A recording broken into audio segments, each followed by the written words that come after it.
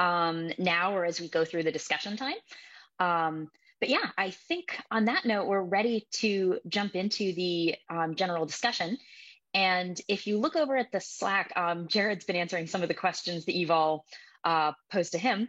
There was a couple questions that came out from that that I don't think have been touched on just yet. One was the question about whether this was from Facundo, about whether it's possible to use, Jared, your simulations to calibrate the mixing length at different metallicities. So the short answer is yes in principle, but we need more supercomputer time. The models that we have right now are at solar metallicity, but I do think that it's possible. Yes, we just would have to make different metallicity models. Cool. There was another question on whether you can comment on the winds in red supergiants and whether they're as strong as the ones exhibited by AGB stars. Um, my understanding is that the winds aren't as strong as AGB winds, but we haven't explored it thoroughly in our 3D simulations. I know that there's work out there, but I wouldn't be the person to ask. Mhm. Yeah, and I think that touches on a lot of these sort of particular questions. I definitely encourage people to go to the Slack to look at some of the answers that you've been posting. Um, Joya, there was a question for you from Tomek that I think is a great general question about your topic. And it was basically, what do we mean by a chromosphere in a red supergiant? Because it seems to clearly be something different than a chromosphere in dwarfs and the sun. So do we mean here the temperature inversion layer? Is chromosphere just a sphere in red supergiants? So if you could comment on that for those of us learning chromospheres and red supergiants, that'd be great. Yeah, so yeah, what I mean by chromosphere is the zone where there is an inversion of temperature. And so maybe it was not clear from my talk because I put a dwarf image, but that was just, a joke to see how the evolution is from the chromosphere from the one of the sun and the one of our giant 6 billion of years later. So yeah, it's quite different, the chromospheric zone in giants and in dwarf stars or even in solar type stars. Mhm. Gotcha. Jared, there was also a question for you from Andrea asking if you could tell us something about the temperature variations on the surface at about tau of one, which I don't, this is an understandable question given Yeah, what we've yeah, been yeah, seeing yeah. recently. Yeah. It's a very understandable question. First of all, tau of one in these simulations is actually out in the very outer fluff. So the tau of one surface is much cooler than than even the surface where L is 4 pi r squared sigma t to the fourth. And I think and that's actually, I think they found the same thing in the cobalt simulations.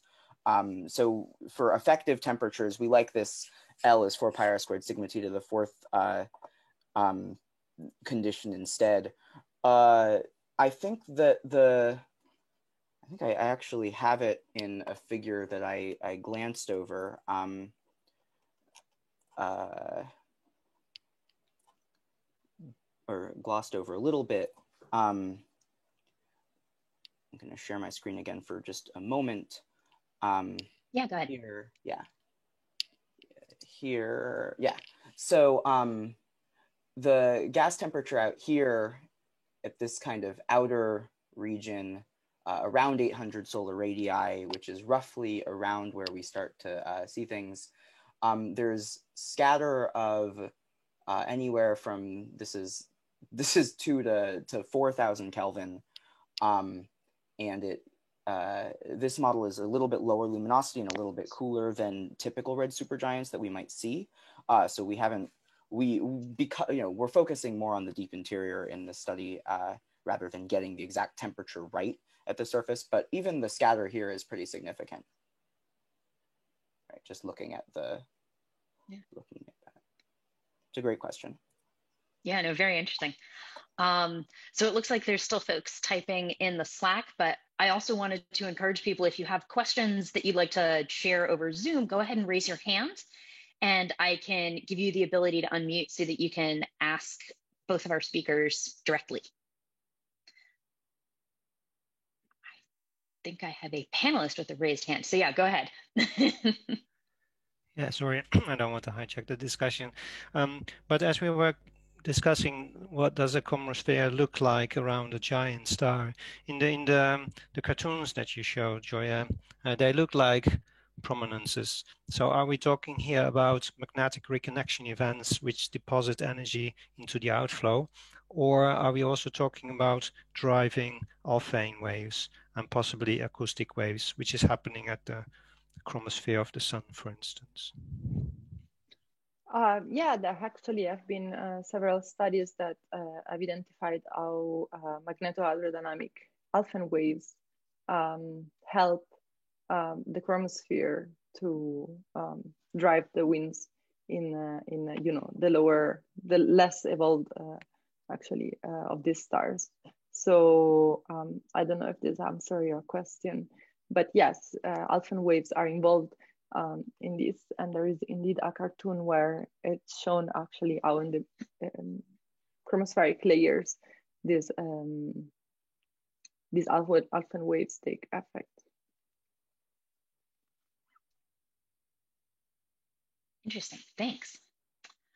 So yeah, if other folks want to raise their hands, please go ahead. But to jump in, I wanted to actually grab, Jared gave us a few really helpful discussion prompts at the end and I think one in particular connects very well to both talks that we heard, because the prompt was essentially, how does surface convection couple with pulsations and winds and the structure of the atmosphere and everything else that we see? So I'd love to get both of your thoughts on that, or if anybody attending wants to raise their hand and weigh in, please do so.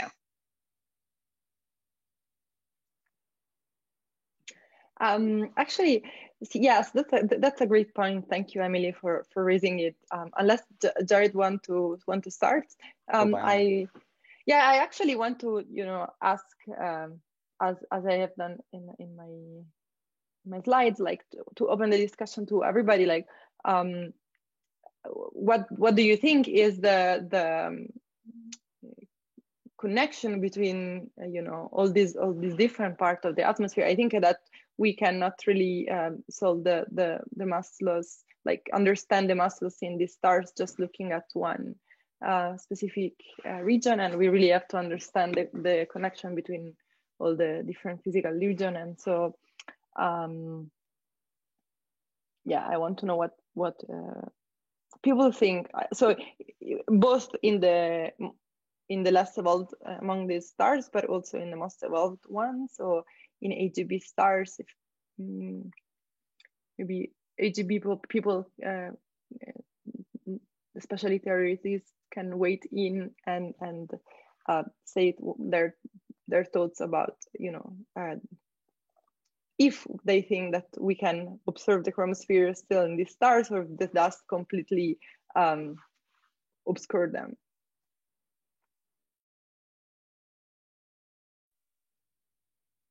Yeah, I'm not sure if other folks want to add to or weigh in on that. But yeah, I mean, this was a question that you had also put on your last slide about the connection between chromospheric activity and the presence of dust and this sort of tangling of different phenomena in the outer layers of these stars in general. So we can jump back to this in a second if folks want to take a moment to get thoughts together, because we've had a couple more questions pop up in the Slack. There was a question from Graham asking, do the latest generation of Alfvén wave K-star wind models solve the problem with the excess wind temperatures? Yeah, so there have been works on this, for example, by Arapatian in 2010, his latest work just on Alfvén waves. And I'm not sure what do you mean by the problem with the excess wind temperature, but there is nothing solved yet, I believe. So could you please comment on this? Graham, do you want to amend the question? You can do it either in Slack or go ahead and raise your hand here. Yeah, it would be wonderful to have a question asking, did this solve the problem, with the answer, yes, it's solved. Here we go. But yeah, I think we'll get more detail on that in the Slack, it looks like. There was another question from Deepak asking, why do certain types of stars show chromospheric activity and others not? What do you mean by a certain type of stars? I mean, evolved stars all show kind of chromospheric activity. It's just that in the most evolved among the stars, so the HGB ones, since they produce a lot of dust, then it's difficult to just observe the chromospheric activity. It's just kind of hidden in all the dust. Yeah, I'll let Deepak expand on that if there's a more specific answer that they're looking for. But I'd imagine that the general question is, just what physical phenomena do we want to see that mean that we wind up getting chromospheric activity, if it's just, evolved stars or something more specific than that. Yeah, well, we have more questions kind of coming in the Slack. I had a question for, oh, yeah, there we go. Raise this in? Yes, thank you. Hi, Graham, there you go. Can you hear me? Yes. Yeah. Yeah. So the problem with the old Alfvén wave models was this is going back to Hartman McGregor 1980, 82, 83, is that the problem of getting a low terminal velocity means you have to damp the Alfvén waves. And it doesn't really matter what kind of Alfvén waves, but that damping, because the densities and the winds are so low, leads to temperatures which are coronal. So for stars like Aldebaran and Arcturus, you would expect a coronal wind. So my question was, are the Epatian and Suzuki models, do they get rid of that problem? Because we know that the winds are, less than 20,000 Kelvin, they're not coronal. So that was my question. Okay, I got it. Yeah, I'm not an expert on that kind of models, but so I don't really think I can answer this question. Okay, thank you. There was a question from Tim for Jared asking, in your models, do you choose between different convection criteria, like Schwarzschild versus Ledoux, because in the 1D models, because this seems to have a large impact on the size of the red supergiant? Yeah, in the 1D models, I think we use Ledoux criteria, but you're right, it does affect things, and that's, we try to, when making 1D models, and especially in the work that I did on exploding red supergiants and grids of 1D models, then we try to use different alphas, get different radii, different things, so yes, it's a good point that changing the convection criteria matters. And a lot of that has to do with boundaries and all of that as well. All the things I actively didn't talk about here. So Jaakko also had a sort of expansion on this question about chromospheric activity, saying the question could have to do with why some stars have chromospheres which are not active. So the question might not be on the chromospheric so much as on the activity side of why some stars have active chromospheres. So does that help in terms of what an answer might be regarding dictating chromospheric activity in stars? Yeah, so are some chromospheres more active? And so are some chromospheres more important for driving outflows, for instance, than others? Or are they essentially all doing the same thing? And also maybe in relation to the coronae, is there still some sort of corona, or is it completely gone? So are we still dealing with a mixture of structures? Yeah, actually, some of these stars have shown to be coronal still, especially the less evolved ones. And so, I mean, I don't know if some of the stars just do not show any chromospheric activity. So actually, this was a place of discussion. Do they all show chromospheric activity, or do at a certain point just we cannot see it anymore because the dust just hide the chromospheric activity? Yeah, thank you. So I actually had a question while we're looking for either, again, folks can raise their hands in Zoom or post a question in Slack, but I had a question for Jared from just a general question about the convective models that you're doing. If you look at a red supergiant light curve, there's obviously a lot going on. We can see the effects of pulsations, mass loss behavior, like maybe binary companions, and of course the convection. Do you think we will ever be able to get to the point where we can disentangle or subtract convection effects from a light curve? Because there's a lot of physics going on in there, and if we say, well, this is the convection, this is the pulsations, we could say a lot, but is it just going to be too chaotic to ever do that, even with models? Oh, that's a really great and deep question. My intuition, I mean, as a theorist and a physicist, I would love to say that yes, of course, we'll be able to subtract these effects. My intuition is that that's not entirely possible, especially given that convection, we have some reason to believe, couples with the pulsation. And so the effects do play off each other. I think that was part of what a lot of people want to explain the recent Betelgeuse dimming with, is a coupling of a convective low with a pulsational high, or a convective high with a pulsational high that blows off some stuff. And that may just be the reality of it. But you know, I think as simulations develop, as work develops, we'll have better answers, and the real answers to I hope we just keep trying, you know. Yeah, thank you. You know, as an observer, it seems like the answer is that sounds really hard, but then there's always this question of what we might eventually computationally be capable of, especially if we get these stars' physical properties very well nailed down. It's very interesting. So Andrea has another question. It looks like for Gioia, asking, are you distinguishing between chromospheres and chromospheric activity? Noting that practically all supergiants have chromospheres, and then looking at Betelgeuse, it has a variable magnetic field. So what is this distinction? How are we distinguishing between these, and what does that kind of mean? That's also a great question. So I mean, if I understand well your question, Andrea, maybe you can comment also about this. Let me. If you want to, yeah. You know, Andrea, you can talk if you want. You can unmute yourself. But if I understand well what I don't know if it's a comment or a question yours. Yeah, so we are trying to measure the level of chromospheric activity in the stars, and so by observing a series of lines, and you know they have been demonstrated to be strong chromospheric activity tracers, and so of course this, as you mentioned, connects also with the presence of magnetic fields in these stars, and so yeah, comprehensive work would also need to measure such magnetic fields.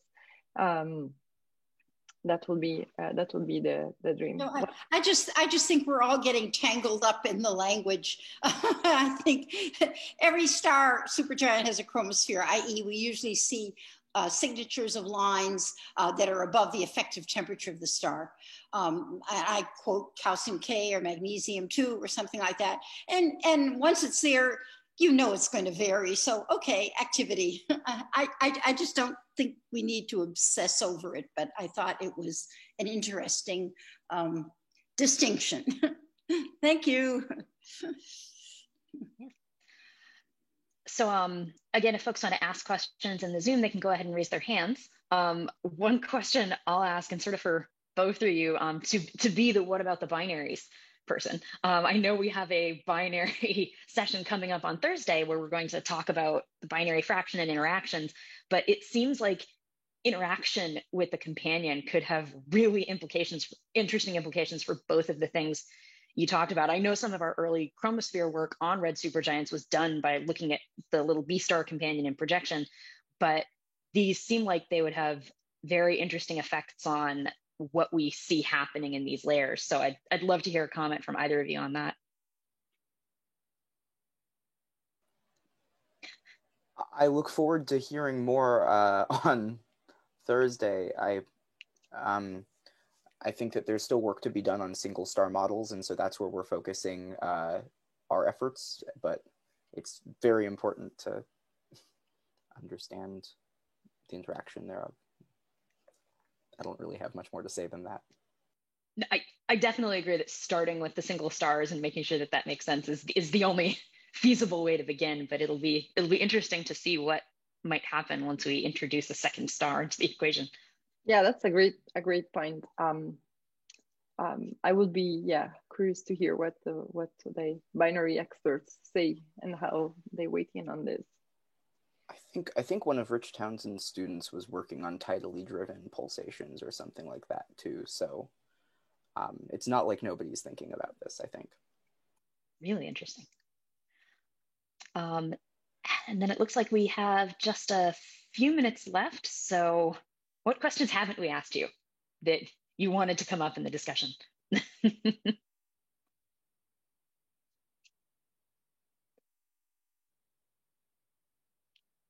It looks like we covered what you wanted us to cover. All right, so on that note, I know we're just about at the end of our time for today. Gioia or Jaakko, were there any sort of ending wrap-up comments for the day that you wanted to share with everybody before we finished up? Yeah, I just want. Yes, I've actually just wrote in something. Oh, sorry. Yeah. He's just asking another question on a thread on AGB stars and chromospheres, and just then this might be shocks due to pulsation and not classical yes. chromosphere. But yes, I don't know if he wants to comment on this himself.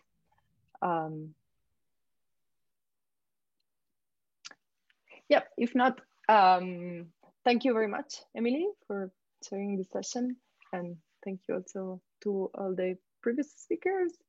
And I just wanted to tell that tomorrow we will be meeting with the same link that we used today, and so I will be sending a reminder with the subject saying day 3 GAPS 2021, so check on that.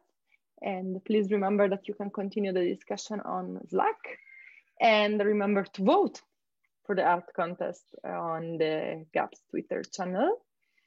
And if you have any questions, please contact us on the GAPS website. There is an email, or contact me directly if you want. And Jaakko, if you want to say something else. No, just to thank everybody and Emily for moderating the discussions. It was great. Yeah, looking forward to tomorrow. My head is full now with all these ideas and information, so I'll keep going. Yeah, thank you so much again. And see you tomorrow. Great questions. Thanks. Thanks to everyone. Thank you.